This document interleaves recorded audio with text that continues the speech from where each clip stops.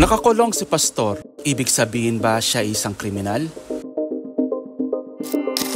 Hindi.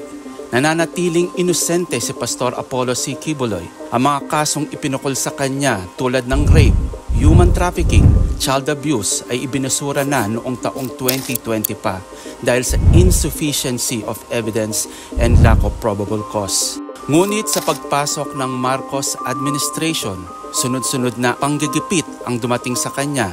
Kabilang na ang mga arrest warrant mula sa Kongreso at Korte para tugisin siya. Una, sa hearing ng Kamara tungkol sa prangkisa ng SMNI at pangalawa, sa isinagawang investigasyon sa Senado tungkol sa paglabag umano sa mga karapatan ng kababaihan at kabataan sa ilalim ng komite ni Senator Risa Hontiveros. Samantala, ang nasabing mga ibinasurang kaso sa Davao City ay muling binuhay taong 2024 at inilipat ito sa Pasig City at Quezon City hanggang magkaroon din ng arrest warrant.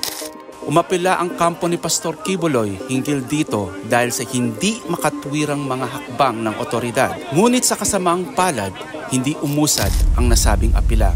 Kalaunan, ang naturang arrest warrant pala ang magiging mitsa upang magpadala ang Marcos administration ng libo-libong mga armadong pulis at kinubkob ang religious compound ng KOJC sa loob ng 16 na araw. Ito'y sa pagnanais na mapasakamay si Pastor Quiboloy ng pamalaan.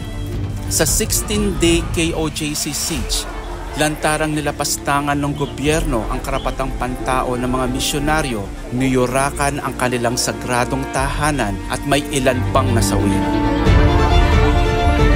Hindi na ito matiis ni Pastor Apollo kaya't nagdesisyon siyang isuko ang kanyang sarili kahit na wala siyang napatunayang kasalanan. Siya ay isang biktima lamang ng political persecution.